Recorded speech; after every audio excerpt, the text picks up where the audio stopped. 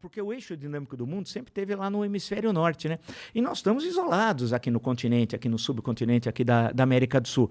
Mas teve um momento da história, esse que eu me referi anteriormente, que nós tínhamos uma presença, olha, anos 50, pega anos 50, Juscelino Kubitschek é presidente, o Brasil crescia em média de 7,5 ao ano durante o quinquênio dele, o Brasil vai ganhar pela primeira vez o Wimbledon com a Maria Esther Bueno, em 1960 ele ainda é o presidente, Eder Joffre é campeão mundial em Los Angeles de boxe, aí inaugura uma capital onde não tinha nenhuma cabana. Em 3 anos e meio você constrói uma cidade. E não é qualquer cidade. É uma cidade revolucionária, porque Brasília não tem referência nem urbanística, nem arquitetônica com nenhuma cidade da Europa do mundo ocidental. Você veja as colunas do Palácio da Alvorada, não tem as referências greco-romanas, como tem em qualquer país da América ou da Europa. Aqui foi um outro mundo. Havia um otimismo tão grande que nós seríamos o país do terceiro milênio. Era o que se pensava à época. O cinema brasileiro foi um cinema novo, presença internacional, a música, a arquitetura, a literatura, nos esportes, o Brasil era moda. E onde a gente se perdeu? Aí, essa é a grande pergunta. Onde é que nós nos perdemos? Quando chega os anos 80, aquele modelo de crescimento durante a ditadura militar, o Brasil cresceu muito. Teve todos os horrores políticos, eu escrevi já sobre isso, tem um monte de coisa, mas tem o lado econômico, o Brasil nunca cresceu tanto como naquele período. Então, se você pega 1968, o pessoal fala que o milagre econômico é até 73, quando vem a primeira crise do petróleo. Mas é maior, é até 78. Então, de 68 a 78, o Brasil cresce a taxas altíssimas.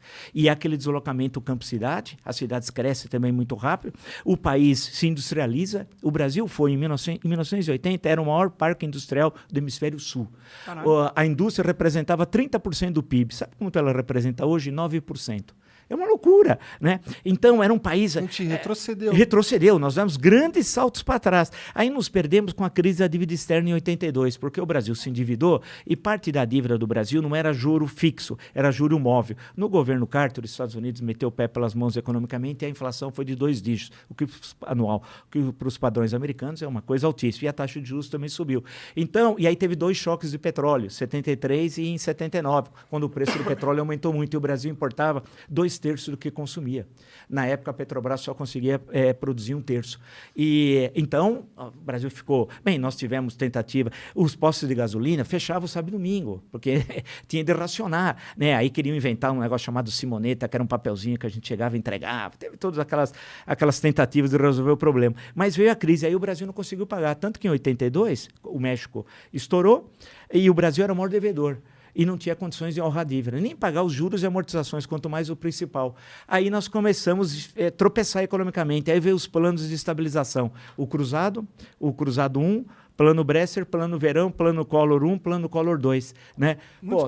Tudo fracassando. No Cruzado se congelou preços, salários e mercadorias, preço de produtos.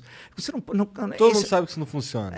Mas na época foi um sucesso. O primeiro mês, deu certo no primeiro mês. Foi assim, olha, porque a inflação era muito alta, então de uma hora para outra os preços pararam de subir. E como o pobre é que paga a conta da inflação, porque o salário dele não é corrigido, e os preços eram corrigidos. Aí, a popularidade do Sarney foi nas alturas, tal. E teve cenas as mais grotescas, teve fiscal do Sarney, que ele inventou uma categoria chamada fiscal do Sarney. Qualquer um de nós poderíamos fiscalizar uma tabela, porque os preços tinham tabela, independente de onde fosse. Então, o Guaraná, em qualquer lugar ele tinha de custar R$1,50. Não importa se fosse no hotel mais chique ou no boteco da esquina. É absurdo, porque você tem os custos da empresa, isso não existe. Mas aí foi um sucesso, Parece tal. uma tática do Talibã, né? Não, era uma coisa de tentar, porque se queria resolver o problema da inflação. O que aconteceu? Não só não resolveu, como a inflação foi subindo. Nós chegamos a ter inflação de 1.700% ao ano. É que vocês não viram e muitos, os que viram, esqueceram. Nós chegamos na primeira quinzena de março de 1990 a ter 84% de inflação em 15 dias. Era aquela história que você precisava pedir 2 chopps, porque se você pedisse agora, meia hora depois estava mais caro. Porque 84% em uma quinzena é uma loucura. Eu lembro de um comercial da Casa e Vídeo dizendo que poderia comprar a prazo e era apenas 50% de juros. Não, porque nós chegamos para a inflação, era uma loucura. Então, aí todos esses planos fracassaram e a inflação não parava de subir, a economia tropeçava, mas mesmo assim as empresas funcionavam, o que mostra que o empreendedor brasileiro é nota 10. Porque você imaginou como é que você ia comprar do teu fornecedor, se a inflação a mensal muitas vezes era de 50%, você comprava aqui, mas na hora que você ia vender, já o preço já tinha subido. Então, você tinha dificuldades assim de controle de estoque, era uma coisa assim tenebrosa. Aí veio o governo Itamar Franco, que ninguém lembra, foi o melhor presidente dos últimos 50 anos do Brasil, Itamar, durante 2 anos e meio, que ele era vice. Transição, inclusive. Período de transição, aí vem o Plano Real.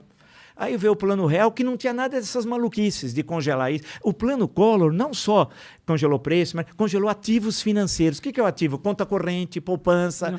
De uma hora para outra você não podia sacar nada.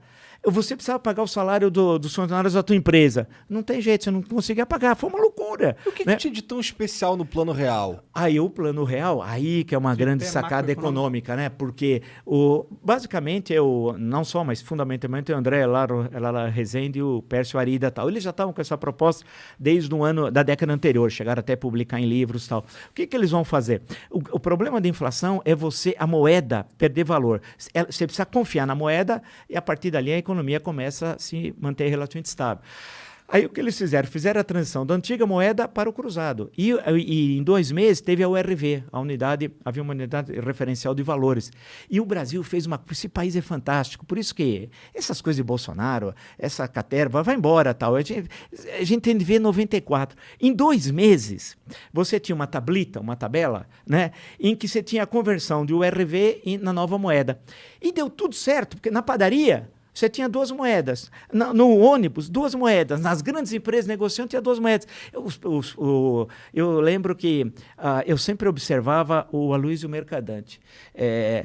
Quando o Mercadante falou que ia dar errado, eu falei, vai dar certo. Porque é sempre o oposto. Tudo que o Mercadante fala é o contrário. Você precisa multiplicar por -1. Quando ele falou que em 94 ia dar tudo errado o Plano Real, eu falei, agora vai dar certo. Né? E aí deu certo. E foi uma coisa... Mas aí o Itamar Franco comprou... ninguém sabia se aquilo ia dar certo. O modelo teórico era muito bom. E deu certo. Tanto que o dólar começou a ser cotado. É bom lembrar que você comprava com 0,86 centavos do real $1. Ao contrário. Era assim. E conseguiu organizar a economia de uma tal forma e a moeda passou a ter valor, que nós não tínhamos, porque a gente não sabia. E aquilo foi uma coisa fantástica. Não tinha reeleição à época. A reeleição é em 1997. Mas o Itamar Franco, que o Itamar tem aquele jeito, não era marqueteiro. O político precisa ser marqueteiro. Você não precisa só fazer bem, ser um bom presidente. Você precisa mostrar que faz bem. Isso é essencial. É aquela história, não basta ser honesto, mas ele parecer honesto. É um negócio complicado. E o Itamar conseguiu, ele teve vários ministros da Fazenda, vale lembrar, né? O último foi o Ciro Gomes, que ficou como ministro da Fazenda, já no segundo semestre de 1994. Ele foi um bom ministro da Fazenda? Foi, porque naquele momento era a implantação do Plano Real e ele substituiu, houve um problema com o Rubens e Cooper. Aí ele substituiu, conseguiu segurar, porque ninguém estava acostumado aos preços não subir.